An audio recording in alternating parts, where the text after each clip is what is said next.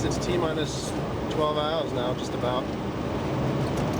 So we're going to preload the plane, and at 7 a.m. tomorrow, if weather's good, we'll take off for the ice. I think we're ready.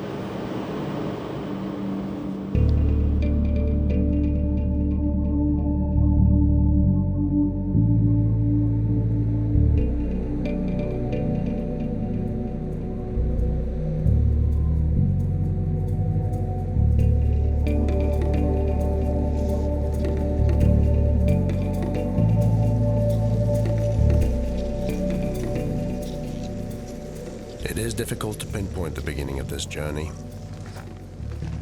Was it the childhood dream to follow in the steps of the Superman who charted the maps of our world? Were there bravery, instinct, and natural connection with the land?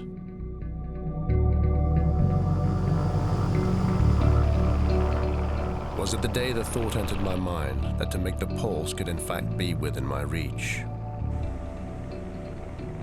Was it a year ago when I began articulating the thought, first mentally, then vocally, that I would undertake the Everest of polar expeditions, perhaps the toughest on Earth?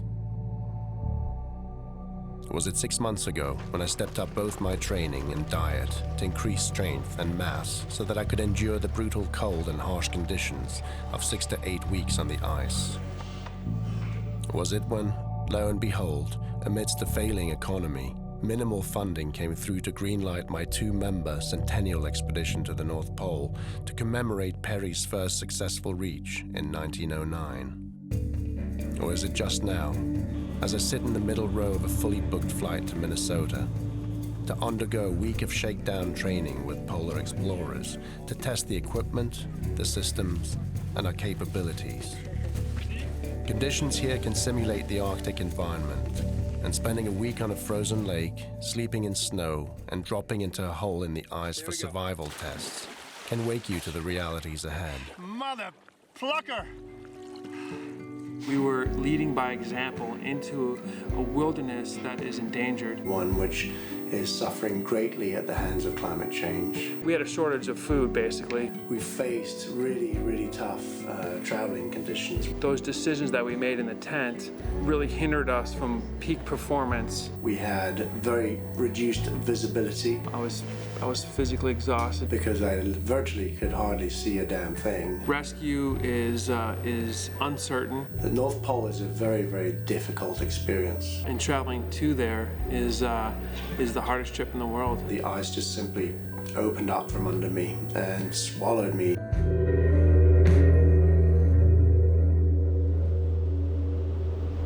I got the exploring bug from my grandfather, who conducted safaris in India and Africa in the 1940s and 50s. By midlife, he traded his gun for a camera. My earliest memories of photographs date from childhood and viewing black and whites of his lions and elephants.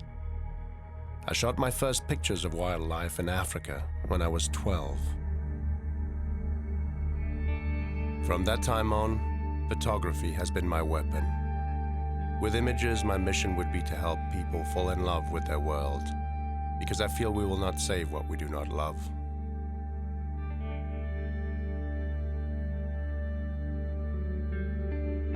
My first trips to Antarctica were game changers and such rich experiences. It is also a system that is challenged by climate change. I first went there in 2006 with my friend John Quigley to send an SOS from a remote iceberg in the Gerlach Strait. That trip consolidated my love for the ice, and from it, I brought back impressions that changed my life. I had dreamt of reaching the North Pole since I was a child. Today, that environment, ground zero for climate change, is melting away at confounding rates, and my childhood dream will no longer be afforded to the children of future generations. Part of my mission is to commemorate the remarkable feat of Admiral Perry, Hansen, and his team of Inuit who set off on foot and reached the North Pole 100 years ago, on April 6th, 1909. But it is also to raise awareness on the fact that there will be no bicentennial expedition on foot to the North Pole. The Arctic sea cap is melting away so rapidly that it will be gone in the summer months within just a few years. It is hard to imagine a North Pole without ice, but that is the impending reality that we face. This should send a clarion to the world and raise a significant call onto our responsibility to develop sustainably. I do not know what Duluth, Minnesota looks like any other time of the year, but in early February, it probably does not figure on many top 10 destinations, short of dog sled training and outward-bound programs. The approach by plane spelled out the gray, grim, and frigid environment. What kind of individual volunteers to fly from sunny California to this outpost near the Canadian border? On the taxi drive from the airport to the motel, where we'll be spending the rest of this night, my driver susses me out by assessing the slew of sponsor badges that adorn my expedition jacket and concludes accurately that I'm not from these parts. After I share with him the purpose of my trip, he tells me that 2 months ago, he saw the coldest temperatures ever recorded here. Minus 50 degrees. Minus 50.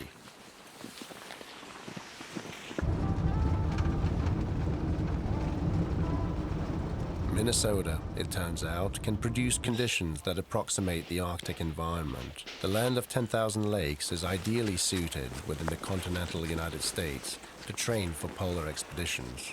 Balmy day in the Arctic. This will be a joke compared to where we're going. After careful consideration, I will lead my own team. Keith will be with me, and I feel good about that. Area camping. 4 inches of snow. I met Keith in training, and we share a passion for polar exploration. He is an expert outdoorsman, and I'm confident that his skills will complement mine. For someone like myself who's enamored by polar travel, polar history, the opportunity to get out there and experience the environment that those explorers were traveling in was a highlight for my young adventuring career. Keith and I are the only ones here to plan for the 5 to 6 weeks needed to cover the 300 nautical miles of the last 5 degrees north. In the years since Perry, less than 150 people have traveled that distance on foot. Within the next few years, no one will likely be able to travel that distance any longer, unless they're willing to travel partly by night, for the ice will get too thin and fragmented during the spring days. Up early to feed the kennel of sled dogs, we find unusually mild temperatures and rain. Breakfast of champions here. 5-class accommodations, courtesy of Mr. Rick Schweitzer.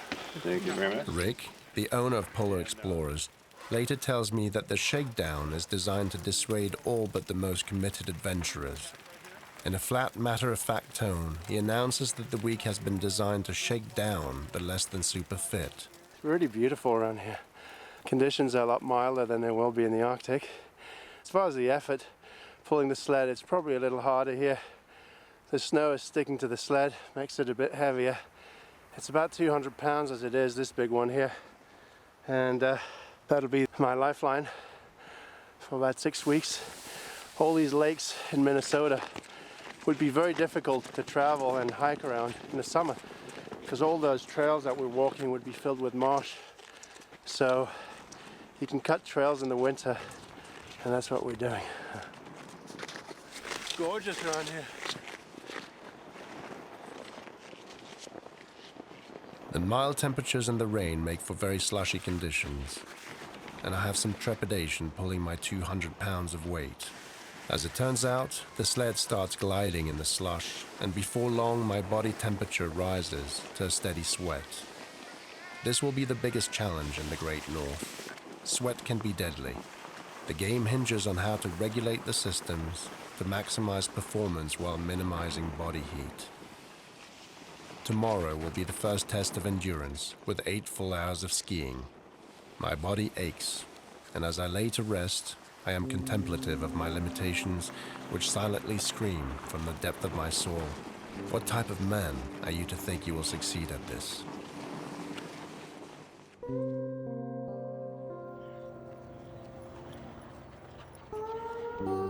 The The countdown has begun.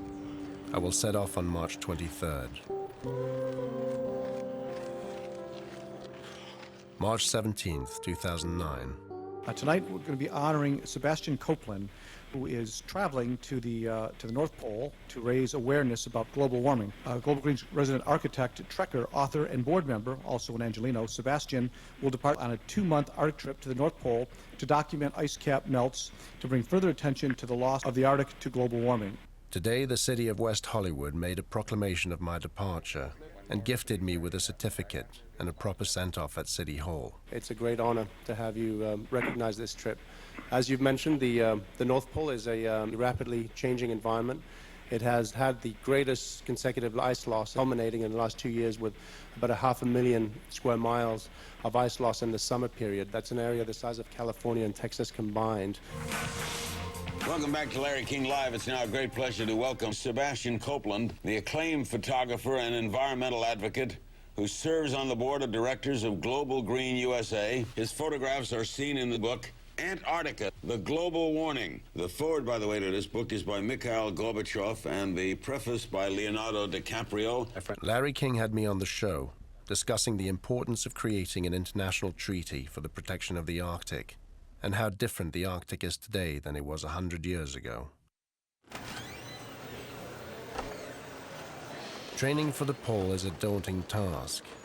With 70% failure rate, it presents life and death challenges for even the fittest of athletes. Early morning workout.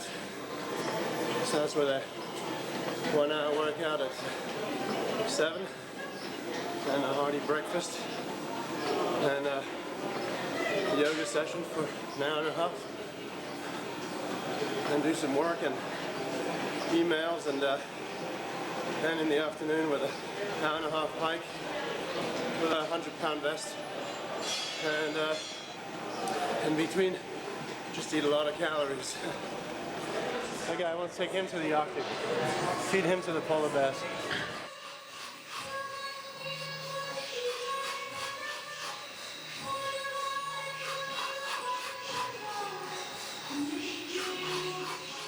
The meditation practice here will provide me with the strength needed to combat the isolation one feels from traveling the frozen wilderness.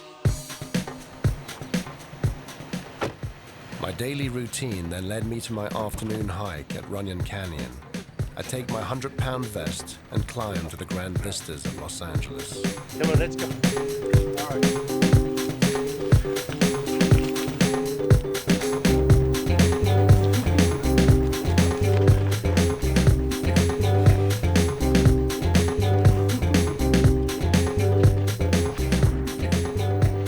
One day all of this will produce power sustainably, and it won't be a day too soon. Come on, guys.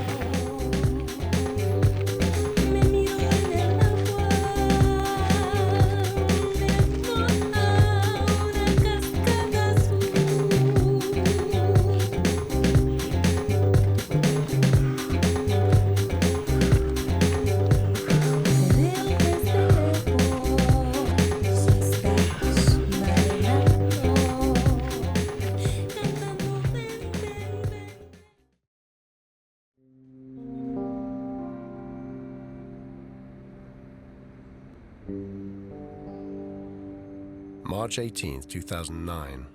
Departure is finally upon us, after months of training and preparation. A seamstress works late into the night to fix the sponsor patches onto the outerwear. Meanwhile, back at the fort, and with the company of a handful of loyal friends, I stay up all night finalizing the remaining items on my to-do list and complete packing. I guess one never feels ready. They drive me to the airport, and after a powerful send-off, the plane takes off for Ottawa, where I overnight and meet Keith. Hey, Keith. How are you? Good, buddy. At the airport. Just getting ready to head north. A quick dinner and catch up, and then lights out. What is it? Neither of us have slept last night. The morning ritual of excess luggage. March 19th, 2009. Early flight out to Iqaluit today. It takes another 3.5 hours to reach Iqaluit, just at the edge of the Arctic Circle. A layover there gives us time to make some last-minute food shopping and check the local museum, which I visited last summer. How do you feel, buddy? I feel ready to go. We're still on our travel day. We have a few more hours. Our longest flight so far, at least my longest flight so far, is going to be heading up north to Resolute Bay and go meet Ozzy at the South Camp Inn and spend the next couple days preparing to get out on the ice. Outstanding. We're like T-minus 4 days, I think, or 3 days now. We're in Iqaluit, stop over on our way to Resolute. And I think we're both ready to go, just rearing to go. And it's mild here temperature-wise, which is both reassuring and surprising at the same time. It's been very cold up north on the ice. We've had reports from a couple of teams there that have been just struggling with the temperatures. But it feels to me like it's warming up a bit, so we might get lucky yet. Carrying on to Resolute Bay. Do our best to hit spring return to Camp Pacific, and then just a 1-hour flight over to Resolute. The plane finally takes off for another 3 hours up north, with a short stop in Nanisivik.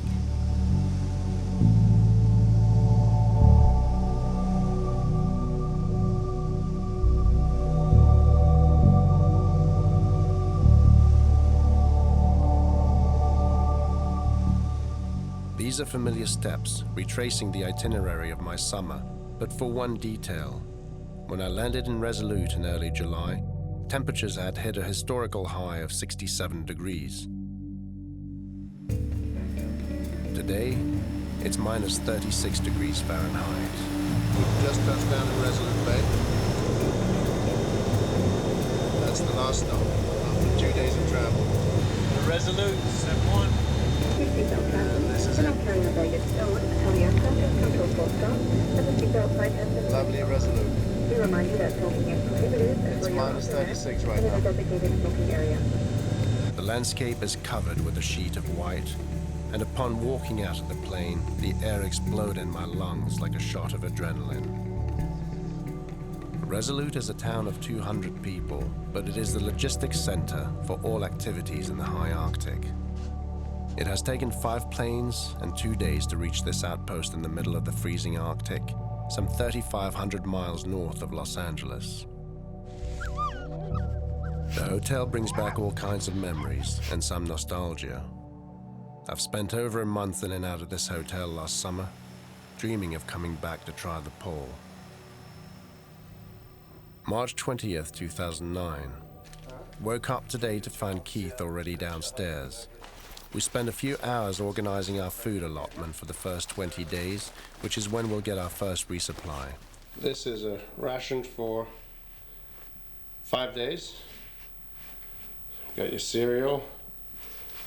You got your rice and beans, your stews, your breakfast, your lunch, your dinner, your company. Hey, got your butter and your bacon. That's right. A little bit of salami, bacon, bread, lots of fat, saturated stuff. Here as well, yum, not for vegetarians. This right here is a blend of bacon and cranberries. So the bacon was fried up just to the point of producing all that fat, grease. Cranberries were thrown in, poured in a blender, and blended to this consistency. Now when we get up to the Arctic, this will freeze solid and we'll be able to chunk that off with our knife and eat that almost as a snack on the trail or throw it into our dinner at night. This process is a fine balance between calculating each meal's caloric intake and exacting it against the precise weight we'll be pulling. It's a virtual science, and the magic number should not exceed 2.4 pounds of food each per day for caloric value of around 7,000. This is 1 pound every 5 days for 2 people. Yeah. It's not much. Let's stick this stuff back in here. Yeah. Toilet paper. Oh yeah, very important stuff. Toilet paper. 1 sheet per day. 1 sheet per day, yeah. And we wash it. Yeah, it's protein drinks. This is the powder. Yeah. Herbalife protein shakes, power bars, electrolytes, candy, and cereal are each carefully examined to meet the exacting criteria of the unforgiving scale. 4 bars? 5 days worth of food. Yep. 2 people. 1 mission. 30 kilos. 30 pounds. Keith is a strict numbers cruncher. Heavy. A little heavy. I am so used to carrying extra camera weight that I'm somewhat looser in the approach. But I know that out there on the ice, after a few days of intense effort, I'll be cursing the extra butter. This is 4, 8, 12, 16 days. Right. Rick has arranged for us to invite the elders to dinner. This turned out to be a great, thoughtful gesture. The elders bless our dinner and share with us the manner in which climate change is affecting their lives. Over the years, it just became smaller and smaller. It takes 500 square miles to feed one person in the Arctic. Excessive carbon emissions in our cities are leading Inuit to poverty. Their culture endangered, they truly put a face to global warming. After dinner, the elders sign the polar flag that will be flying on top of our tent every night. And they blessed our trip. Outside, the sun is hanging low on the horizon, casting a pink glow on the frigid landscape. Keith and I decide that tomorrow we will ski and test our gear one last time before departure, including our blogging technology, an Iridium satellite phone, and an HP iPack. We will sleep on the ice, preferably near a pack of dogs. They provide early warning for the bears. One was sighted outside the hotel just 3 days ago. March 21st, 2009. Another day going over the pack list and shedding a few more pounds off the loads. How much is your weight, Keith? Not too sure yet. It was a balmy 35 degree below last night. It's still quite icy out there. We've got a good friend here. We're going to be friends, you and I, aren't you? That's my personal kit right here.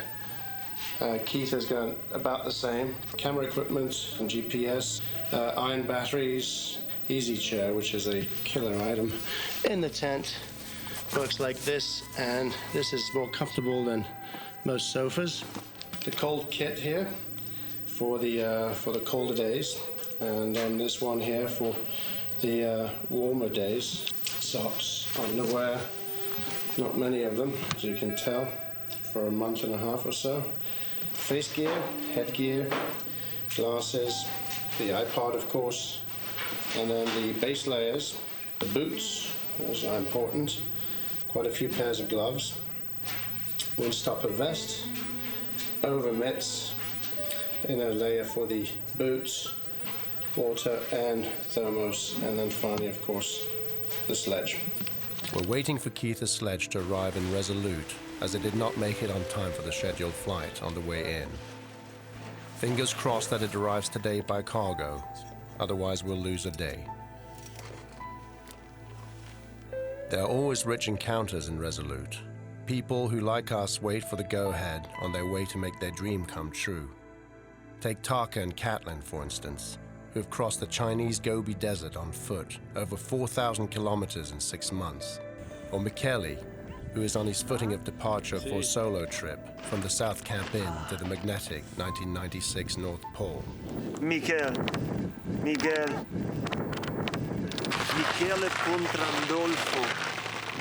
Pontrandolfo, figa, tira vento. Ah? See.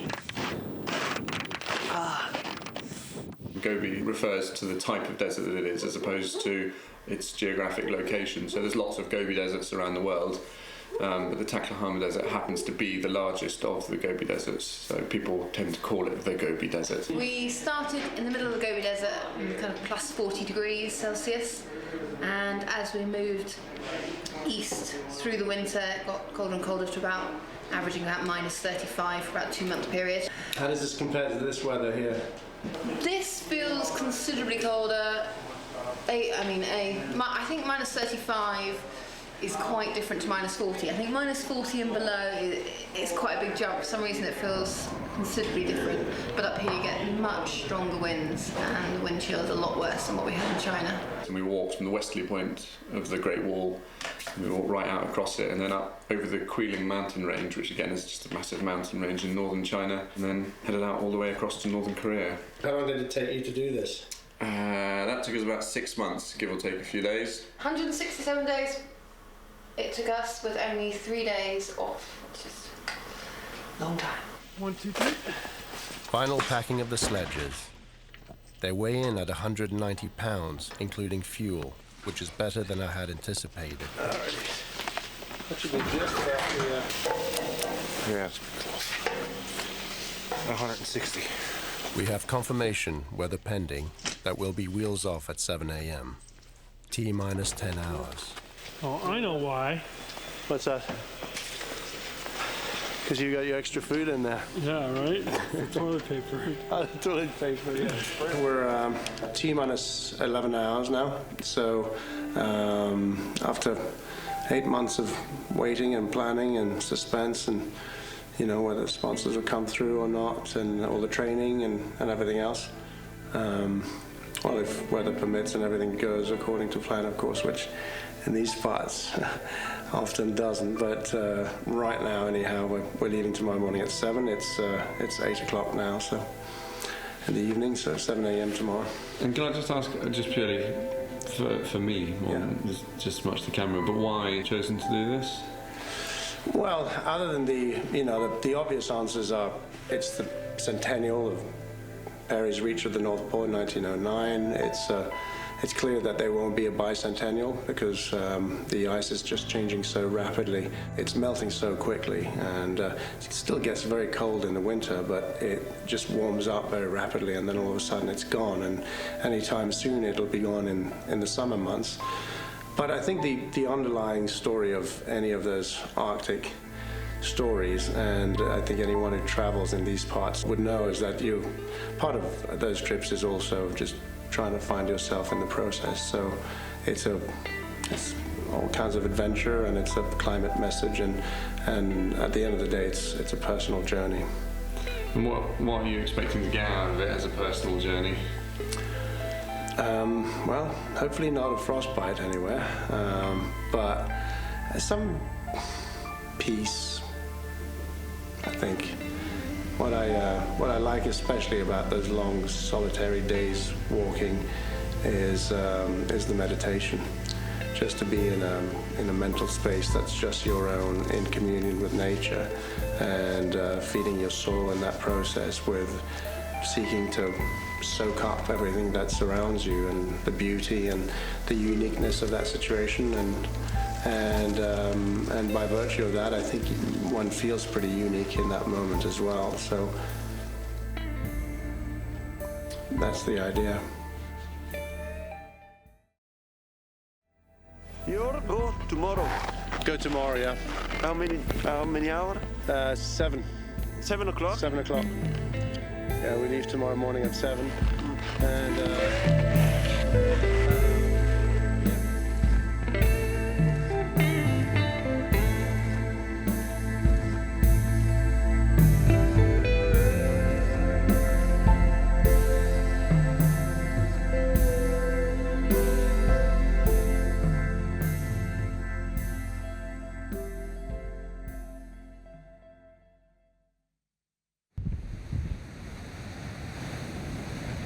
Our 6 a.m. weather report comes in negative.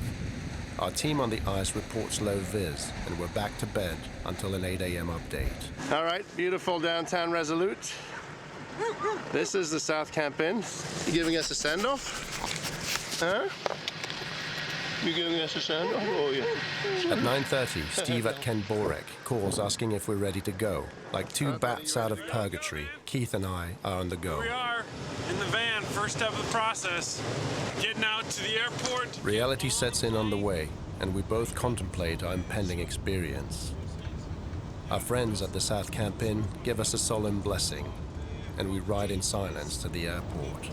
It's a great place for doing a bit of thinking, personal thinking, and I love I love the space up here, and then go back to UK with new ideas and putting them into plan for the next year. You guys have a safe trip. Have a good one. Thank you, mate. March 24th, 2009. Troy and Kevin, our pilots, greet us by the hangar. Good. Hey. Just had a little conversation with Troy. The weather's been steadily improving throughout the day. Wind shifted around the southwest and blowing that front that kept us from flying away yesterday up north over the pole. So we're going. It's good news. Yeah, we're going. It's all loaded up. There's nothing in there. I just did a double check of all of our equipment in the corner there, and if it's not on the plane, I don't know where it is.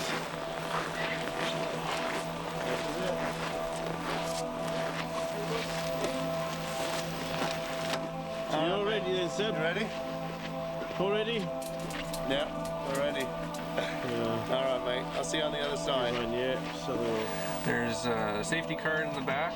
It'll tell you about no smoking as well, especially if we've got fuel in here with us. And about 2.5 hours to Eureka.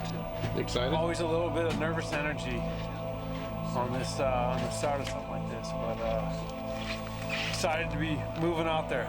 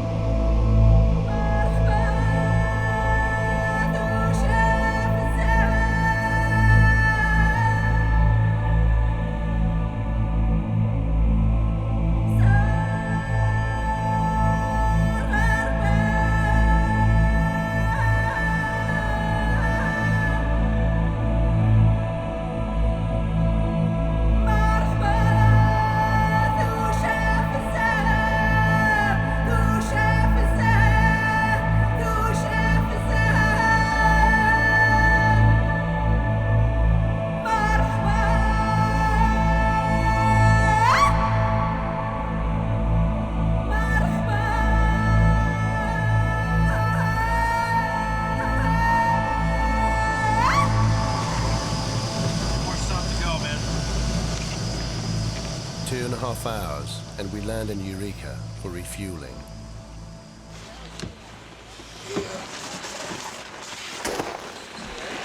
That's it. Eureka. Here we come. One more stop. Stepping out of the plane to minus 43 Celsius temperature is a stern reminder of what lies ahead. A slight breeze and that air stings like a fist of needles. A seam of the fuel pump malfunctions, and Keith and I, both giddy and cold, run around the runway to keep warm. How many missions have you flown to the North Pole, Troy? You know, I would say probably about a half a dozen. What do you like about this region? Actually, this is probably the best part of the planet. Yeah, it's unspoiled, picturesque, and yeah, totally remote. We're not going today, so gotta run out a little steam, stay warm.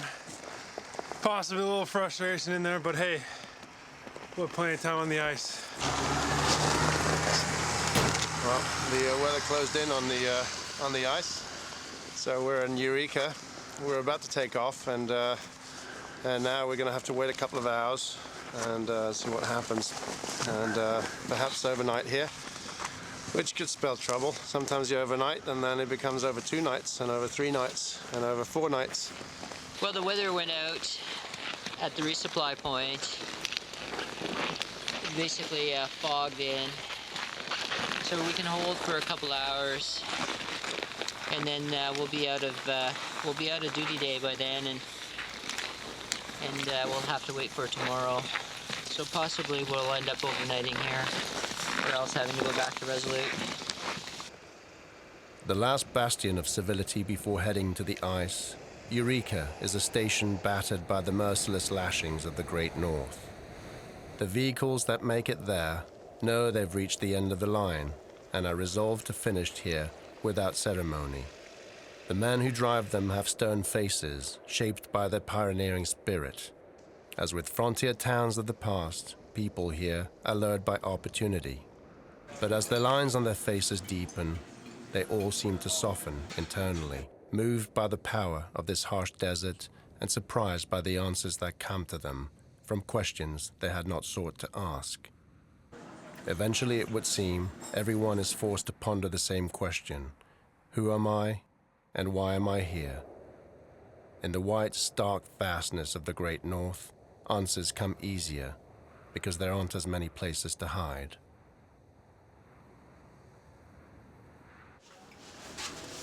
Out of the cold, dinner is served. At our table, much of the talk is about how multi-year ice has become fleeting, systematically being replaced by new ice. This confirms the scientific data I know all too well, but it is interesting and refreshing to hear it from their point of view. In fact, Arctic multi-year ice that is 10 years old or more, went from 80% 20 years ago to 3% today. New ice accounts for the fragile conditions of the sea ice and how rapidly the Arctic summer ice can simply break entirely.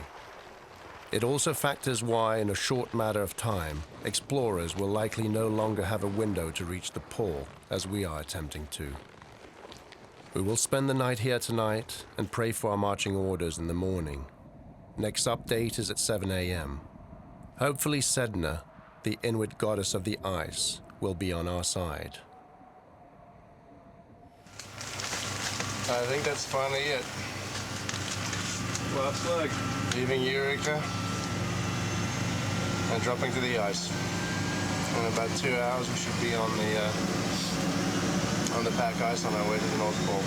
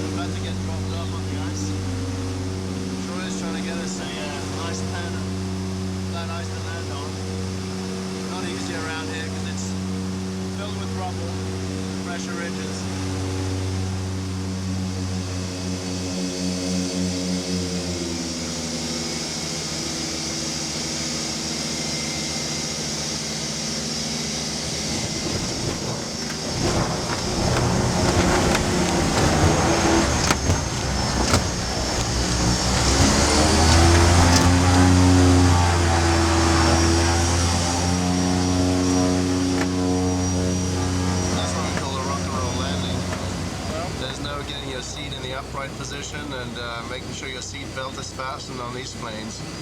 This thing landed on this really rough ice, and Troy is an ace pilot, got us down here on the ice. We are officially on the Arctic sea ice, about to begin our journey. It's pretty exciting.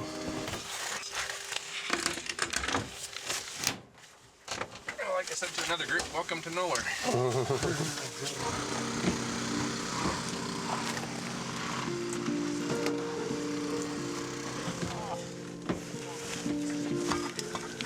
This is it. It's like stepping on the moon. We're here, 85th degree, about 300 and some nautical mile from the North Pole. We've got about 34 days ahead of us, and the journey begins.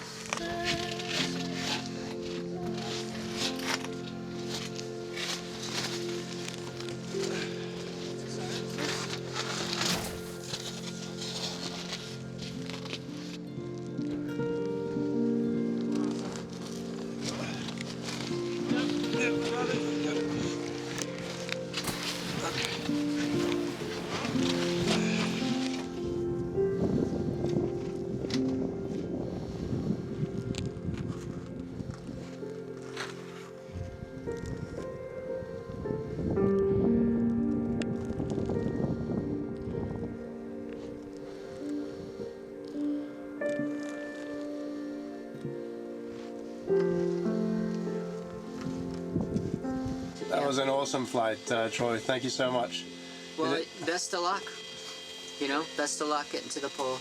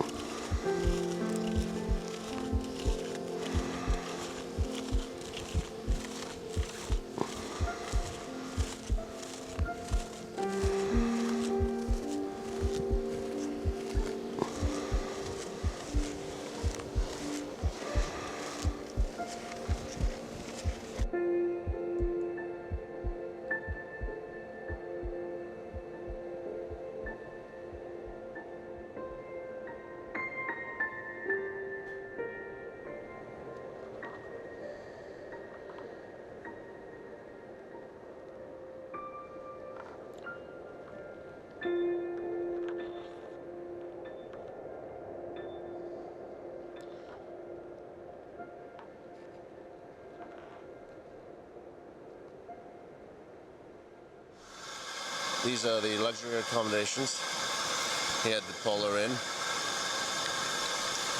A little short on amenities though. We called in for a shoe shine, but nobody picked up, so there's no late night snack. Yeah, there is. Yeah? What is it? Leftover dinner. Yeah, frozen. Frozen. Yeah. No microwave. No microwave. After a day on the trail, when virtually every single stitch of item is wet, this is what we use to dry it. This line right here. And this goes for long johns, base layer, the second layer. You dry all that? Third layer, fourth layer, fifth layer. So that's going to be my complaint to management, is I'm going to tell them to build in more cabinet space.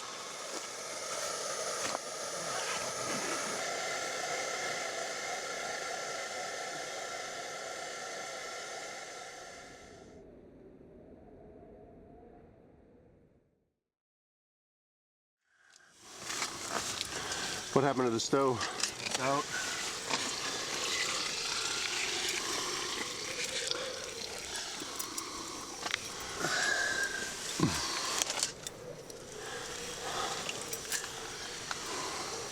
As you can see, the ice frost inside the tent overnight.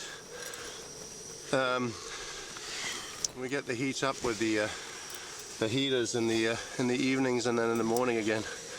But during the night, we've got to obviously turn them down to save on fuel, and the temperature drops pretty considerably in the tent, and everything gets pretty frosty As you can see from all the stuff over here, this is what we get our water from, the water reserve here. And this is our local chef here. Hey. Hey. Got some breakfast brewing and getting it all figured out here in the morning. That's it. Life in the tent. It's a little tight, not glorious, but the company's fine.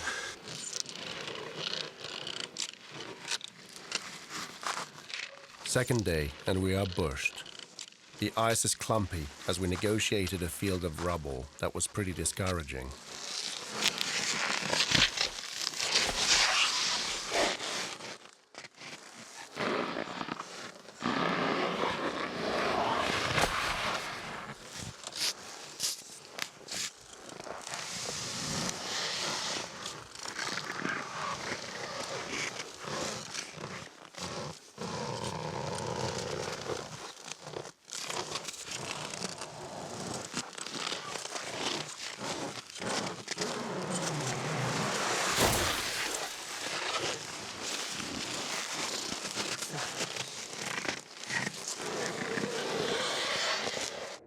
After 2 hours of pulling our heavy sledges across these pressure ridges the size of trucks, I looked up to see the same landscape for miles in all directions.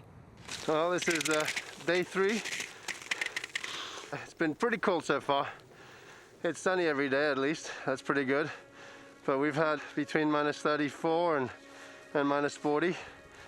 Both Keith and I have little frost nips on our fingers. So it's been pretty chilly. On our third day, we're trudging along, and hopefully this will be a good omen for the future.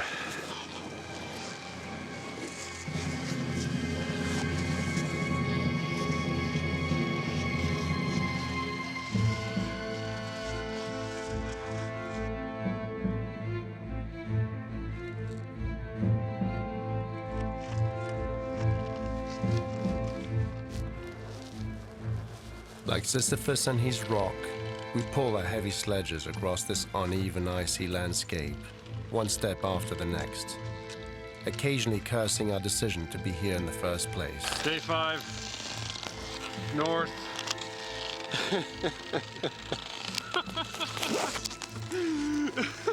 Oh, what the f***? Shit! It's common for the first few days of any expedition to be the hardest as you get acclimated and into a rhythm. We're up for the challenge and hoping that the temperatures warm up a bit. Like nomads trekking across the white desert of another planet, we advance one laborious step after the next.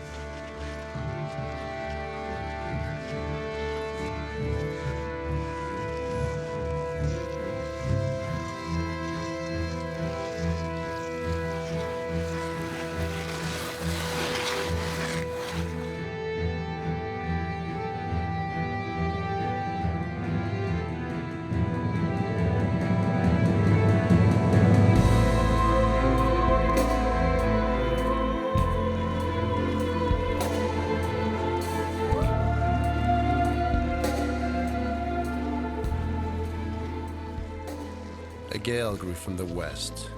Even 5 knots of wind lashes the face like frozen razor blades. If indeed the human body has 100 million trillion cells in constant communication with one another, then mine were all screaming, "I am cold."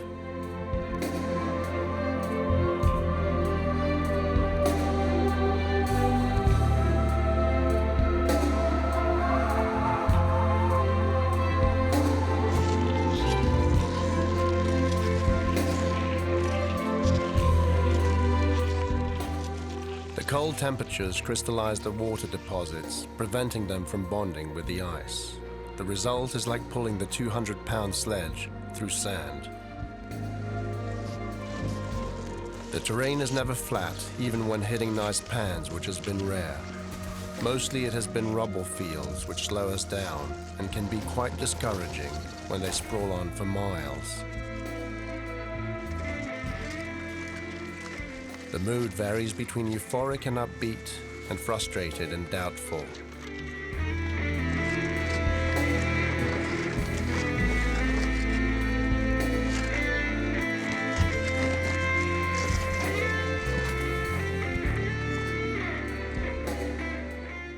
Still, the Arctic desert reveals itself to us in all its majestic and endless subtleties, in the way that it only does to those committing to traveling its unforgiving realm.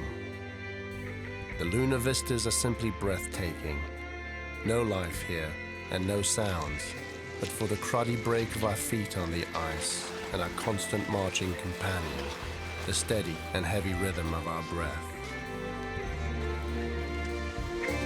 The sun does not rise above 15 degrees from the horizon at its apex, but no longer sets either.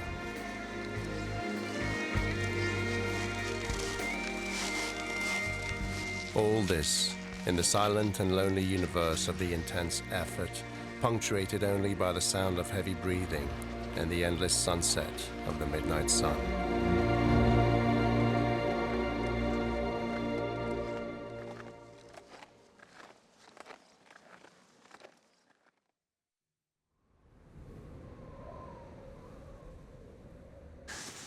Time to get up.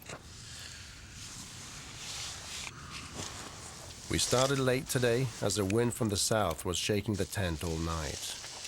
Also, I think today is Sunday, and on that day we felt we too could get some rest. Every morning, same exercise. Now just grabbing stuff out of your sleeping bag and hanging it on the line to dry. So we can repeat that process again the next day. We felt no rush in getting beat up by the elements, and were slow out of the tent. Porridge. Sesame seeds, oats. We render it with some pemmican, which is basically just bacon fat, bacon bits, and we've thrown in cranberries just to spice it up. Lots of calories here.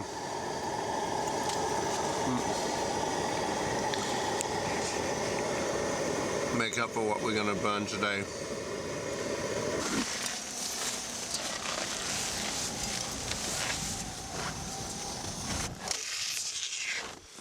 Hey, lovely day on the Arctic Ocean here. 87 degrees north, 3 more to go. 2 weeks in.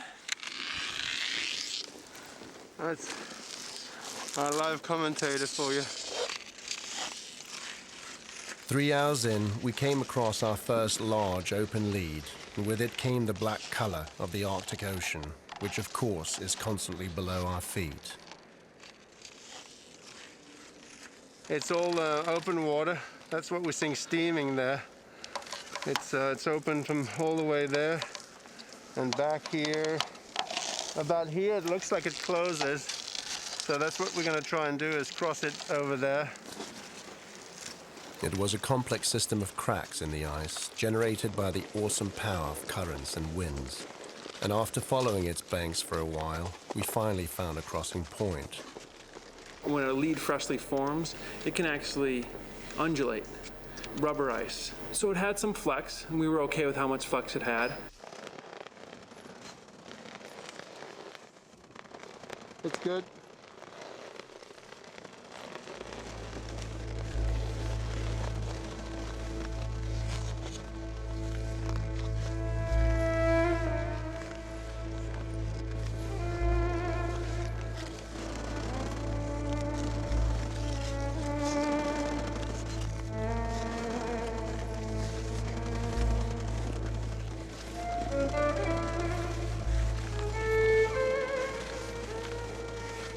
Open leads and pressure ridges are the biggest challenges to North Pole travelers.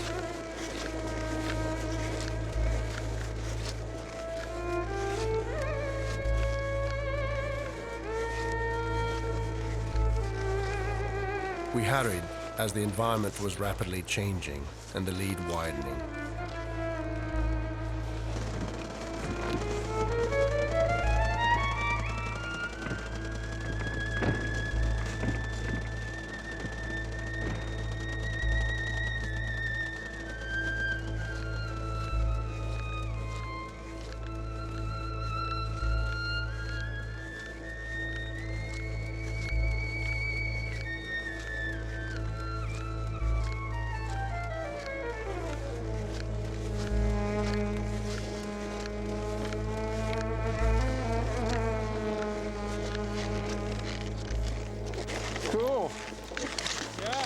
That was good. Not so bad. Huh? Not so bad. I stopped there because I want to unclip my harness, just in case. You know, if you go in the drink, you might not want all this stuff attached to you. By now, both Keith and I have a number of frostbites. Getting better, hopefully.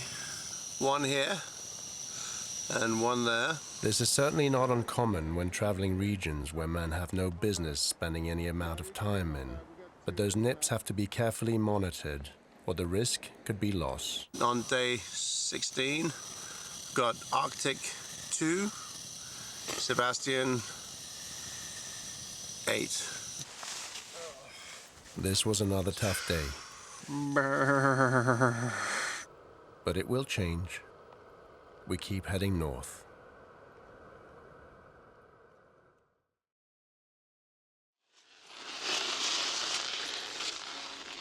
We skied hard and for the first time begun to grow into our rhythm.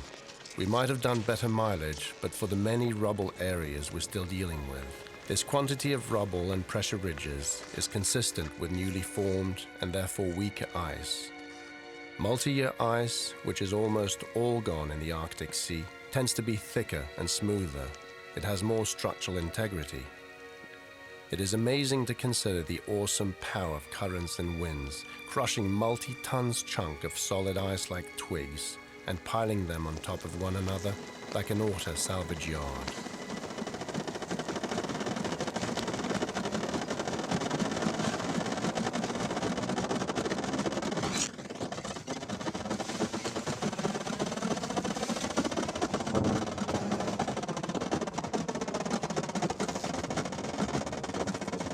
That is just unbelievable. This pressure ridge, look at this right here. Look. This pressure ridge is being formed just as we speak. Just the forces of nature, just the tides crumbling these massive pieces of ice, weighing just, I mean, the total sum, billions and billions of tons of ice being moved and crumpled. That's really unbelievable, extraordinary sight. Such is the power of nature. Our focus as a people must be on harnessing that into renewable energy.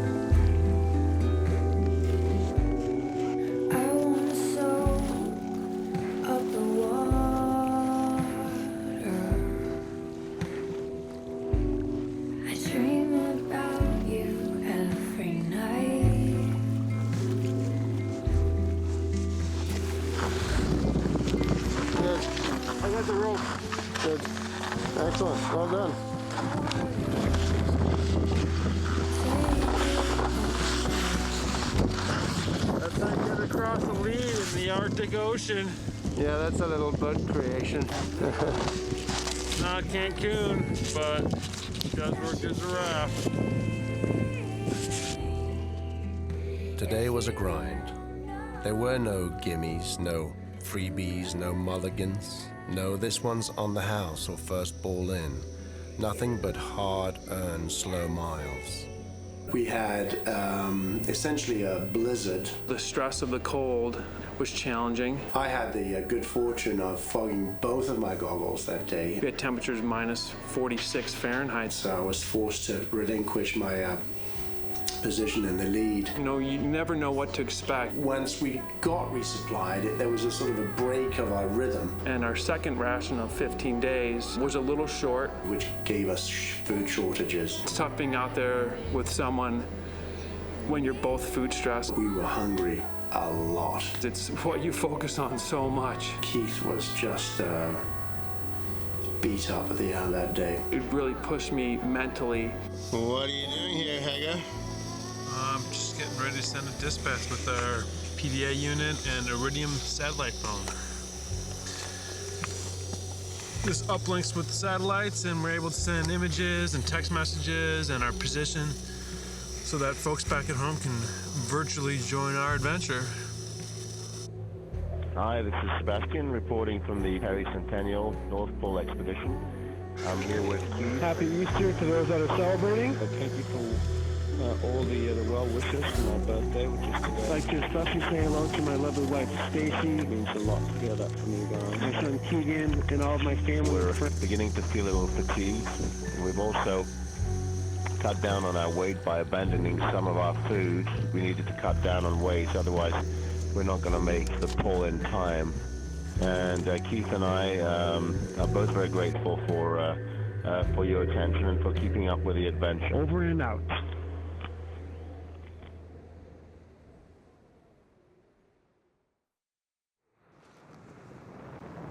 This is truly remarkable. We're witnessing one of nature's most extraordinary display of power out here.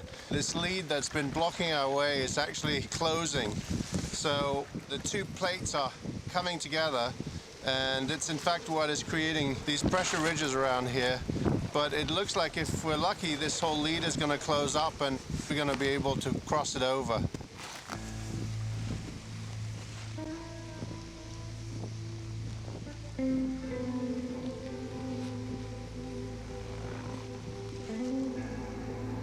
Bring your sled forward.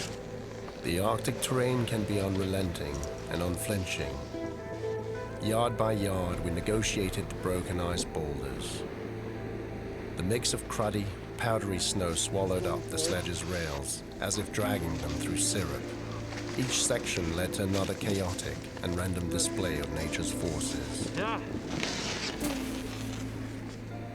In this grand theater, it is hard not to feel insignificant. And the purpose of our mission, in its simplicity, felt all the more absurd. Nice job. Well done.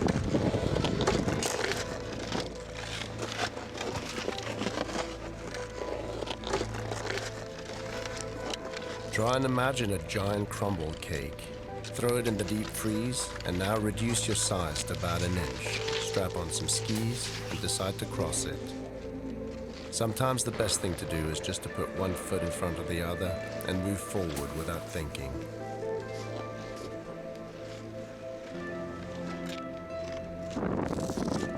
This is us after 14 hours of travel. We're pretty exhausted. We're going into the negative drift at this point. So it feels like walking on a conveyor belt. Every mile we do, we lose about a tenth of that mile to the drift pulling us backwards. We're traveling on the Arctic Ocean, so we spent 35 days without touching land. First, there is no point on the sea ice where there's an actual geographical North Pole. That night we realized that we'd started drifting south. That point is at the bottom of the ocean, and everything above it is essentially floating. So the miles that we were making, they were being taken away from the sort of the Arctic treadmill. So we're pretty exhausted. The wind's been whipping us like whip boys all day. It's blowing about 25 knots right now. And although the temperature's not that cold, it's the wind is dropping them by 20 or 30%. So it's about 25 degrees minus right now, but it feels like about 35 minus. And although we're happy to be here, we're pretty beat up right now. Right, Keith? Agree with that. The drift was so strong that day that we woke up the next morning behind the spot that we had woken up the morning prior. From morning until evening, hardly a word is exchanged. The terrain was friendly and relatively flat, and the scenery epic. As each day rolls into the next, there are no signs of life to break the quiet sanctitude of our journey. Not a bird, not a bug, not a plane high above in the sky. The feeling of solitude in this white stillness could for some scream louder than despair. But mostly, I immerse myself in complete communion with the ice and feel at one with it. 1 in 30 million species inhabiting the Earth, no more, no less. And I get lost in the unique privilege of finding myself here, nourishing my soul with the pure and raw power of nature.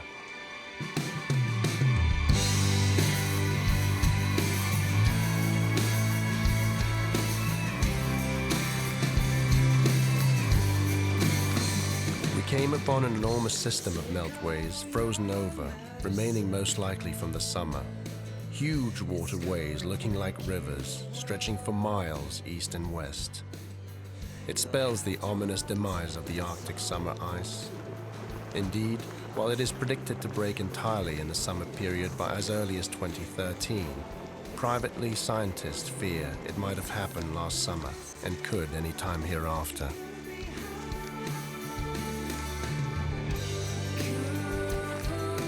Broken ice in the summer means the end of multi-year ice and a rapid breakdown of the structural integrity of the sea ice, regardless of seasons. But for us, today, it was eerily beautiful.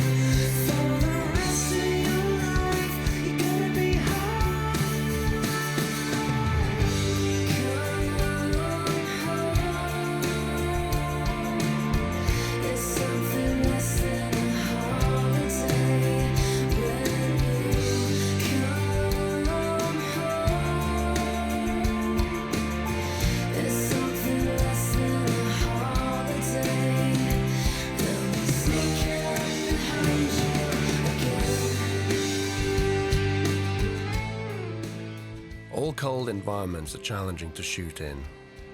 But out here, each opportunity to shoot has to be measured against 1, the time to stop, open the sledge, and set the gear up, and 2, the cold that sets in from stopping. Consequently, shooting is extremely challenging, and made all the more frustrating for the fact that there are quite literally hundreds of shots daily that cannot be captured but to memory.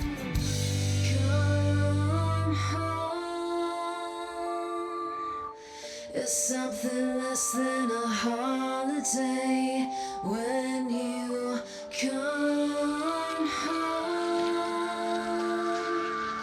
It's something less than a Eerie and ominous, with the profound beauty of the simplicity of void. This lead spells the future of the Arctic Ocean as it breaks up, its ice thickness further threatened by the exponential factors of warm air and warmer water. This lead was enormous, 2 miles across and its length unclear as it stretched east and west, well beyond what the eyes could see. The ice is rapidly changing, and I wonder if generations to come will have the chance to do what we're doing. My one great privilege, which will undoubtedly live to be a great frustration, is that whilst witnessing such unique sights, I know that it is impossible to capture its scale and breadth on film.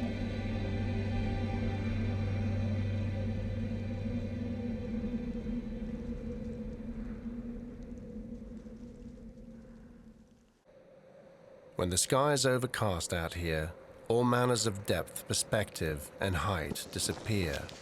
The pale shade that normally gives the icy terrain its detail is completely gone. What remains is the seemingly posturized ice blue color of most pressure ridges and pure white.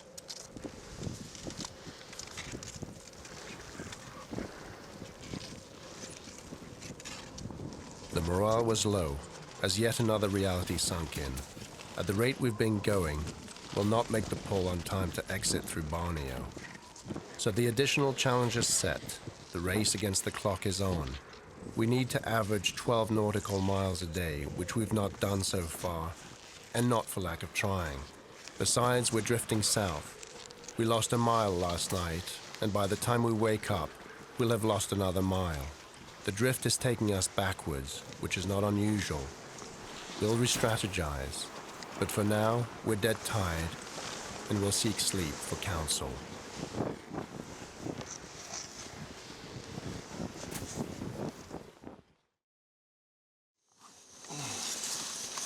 I had to pull a trusty sleeping bag out of its compressor bag.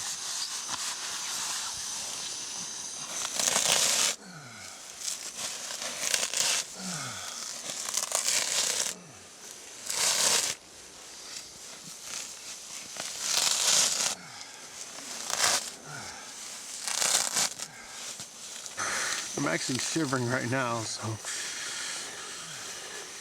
and I'm not fully cocooned. Oh. All right. Good night.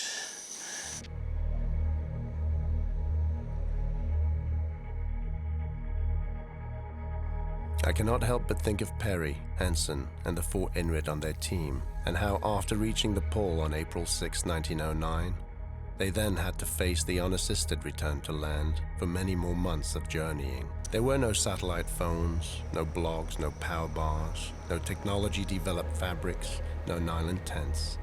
Just 6 brave men facing the unknown with no safety net and no backup.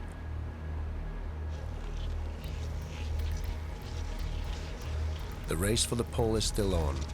We hope for good luck in the terrain again, so we can maintain our speed. We've been told categorically that our flight off the ice will be no later than the 26th in the AM, as Borneo closes. Borneo used to close later in May, but the rising temperatures have made this too precarious for this floating station, servicing expeditions and scientific research on the ice for 4 weeks. Yesterday I said that the ice on the lead generally doesn't break at once. Well, sometimes it does, and today it did. So we were investigating something that looked potentially passable. I took a chance on it because I was trying to make time. The only way to find out is if you take the initiative to walk out there and see if it's going to hold your weight. We were trying to make time and had a good start until a small east-west lead blocked our way. A narrow section looked questionable but doable, as it was only about 10 feet wide. I unhooked from the sledge, stepped carefully on the flexing ice, took one large step forward, and all at once, the dreaded. The ice gave in from under me, and I slowly but inescapably sunk to my neck in Arctic water. It was fortunate that he had loosened his skis. I kicked them off and they floated up to the surface. It took about 2 paddle strokes to get to the edge where I was. And I got to pull myself up with Keith as assistance. Keith quickly threw me a line and pulled me out, which left me dripping in negative 35 degrees Celsius. It goes without saying that getting down to your skivvies under those conditions isn't anyone's idea of a good time. And I rolled into the snow, at least the ice, to sort of absorb as much of the moisture as possible. The powder snow is so dry that when it hits the water, it acts like a sponge. You know, it was unpleasant, but it was a quick moment in time. There's no other better remedy for hypothermia than activity. They are funner things to do, to be sure, in the Arctic than to change and get naked in those frigid temperatures.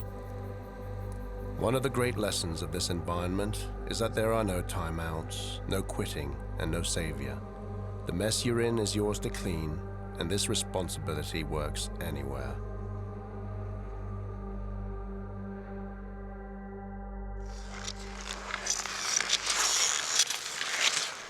With nothing but open space in front of me, I motored and skied hard. My legs got sucked into the rhythm and never complained. Nor did Keith, though I knew that his hip bothered him. But the day was set to put a mark on our vanishing legacy.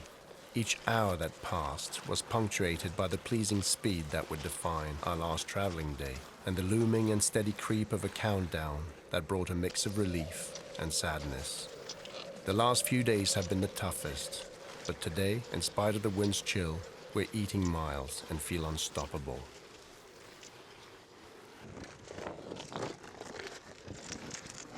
As if to teach us one more time the meaning of the word respect, the pack ice threw a field of junky, powdery blocks at us, and the clouds overtook the sun to flatten out the detail in the terrain one more time. I was anxious, pushing forward, intent in reaching our farthest north. Then it all cleared. The sky, the wind, the rubble. And the end came abruptly, systematic and unapologetic. Ahead of us and within reach, on a flat pan framed by pressure ridges, stood my childhood dream. The point that makes explorers through the ages squint with wonder does not surrender easily. But I was determined, GPS in hand, to see those numbers line up and honor Perry and his men from where they stood 100 years ago.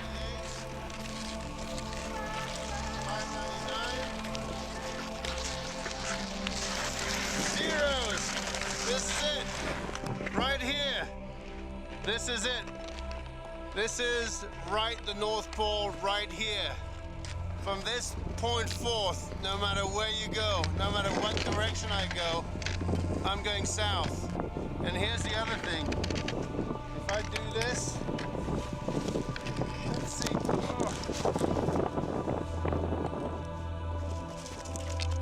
All right, and in doing this right now,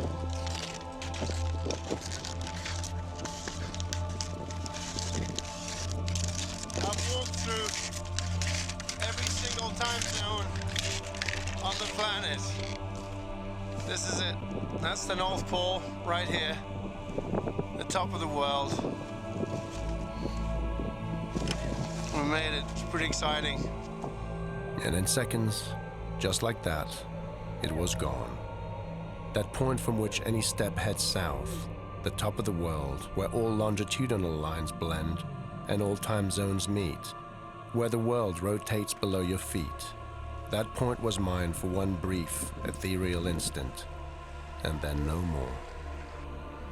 Beneath the frosty face mask and under my icy roughed hood, the breath I took filled my heart with the essence of purpose and a mission accomplished. For a while I stared in silence at the field in front of me, taking in the open, unrestricted ice kingdom, committing to memory its vastness and the contours of the mounds and ridges framing it, noting the way that the sun defined the terrain, feeling the wind biting my left side. I heard my heart pounding, fresh from the effort, tugging at me with undecided trepidation, not sure whether to weep in relief or beg for more. Any moment now, this solemn and suspended reality would be broken by the distant flapping of the helicopter's rotors, and the dream would end. As Keith and I stood there in the silence that had come to characterize our solitary travel, I knew that this image would define my experience up here, and I relished it. The North Pole is so ephemeral, so fleeting, that it can feel like an illusion. While the pole itself is a static, geographical point at the bottom of the ocean, up here on the sea ice, constantly drifting, nothing is. In fact, sometimes, as happened to me then, the dream feels more real. And as the ice shifts, unmoved by the human desire to pierce its crust with a marquee post. What is left is the image that we choose to retain. And to me, it will be that open field, staring me in the eye as if to say, I'm leaving too, soon.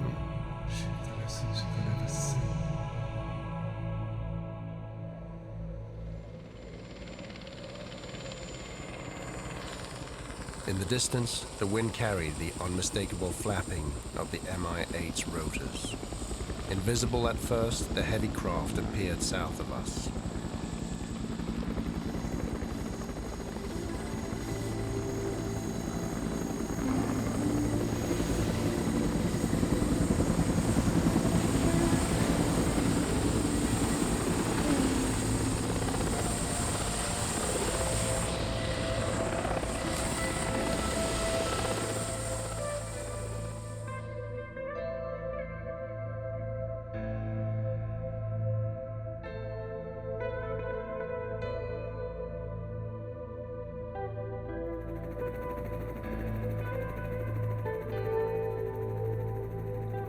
I stared out of the porthole of the helicopter as we lifted off to Borneo, feeling real fondness and nostalgia for this tough and unforgiving environment. We were leaving the pack ice, its ridges, rubble fields, and open leads, its frigid humidity and freezing winds, its cloud cover and zero visibility, and its canvas that challenges the human spirit and pushes the limit of its physical potential. And the thought troubled me as it slowly sunk in that I would likely not be back here, at least not like that. Intense and epic, the North Pole is one tough mission. The legendary Reinhold Messner said, Everest is very dangerous, but crossing the North Pole, which I attempted to do, is 10 times more dangerous. I knew flying away that what I brought back with me was an experience that has marked me and perhaps changed me for life.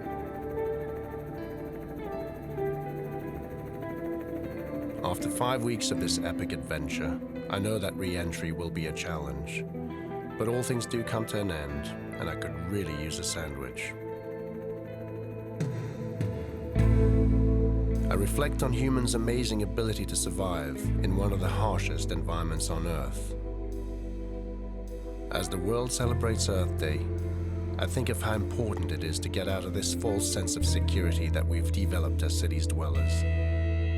Lulled away by the convenience of technology, from the responsibility and the connection we have to the land that hosts us. Where does our garbage go? We don't know.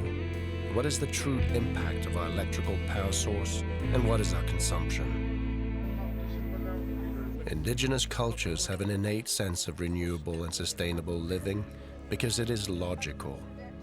Western cultures have mostly lost that. And I hope that this experience in the Arctic raises people's awareness of how fragile this is. And while the Arctic is melting away, our societies, our governments, and our economies are all vying to exploit its resources made more available and accessible because of the melting, and in such way are perpetuating a cycle which was the genesis for the undoing of this environment to begin with. It's a profound link. It's one of the multiple links that tie us to this natural order, and every weakening of any link in that chain puts everything in jeopardy. Everything except, of course, for nature, for the world, which carries on in the way that it will. Ultimately, this is not about protecting the planet. Ultimately, this is really about protecting ourselves from ourselves. With each step into the white vastness of the Arctic Sea, I am reminded of how small and vulnerable we really are, and confronted with the mirror of my own footprint. While the snow drifts cover my tracks, I know that I too would soon drown in the tears of the earth as its ice melts and floods our cities, forcing on us the reckoning of an order that we lost. I am left to ponder in amazement at the power of the nature that surrounds us, and to appreciate the freedom we're afforded to journey unrestricted through it. What an adventure.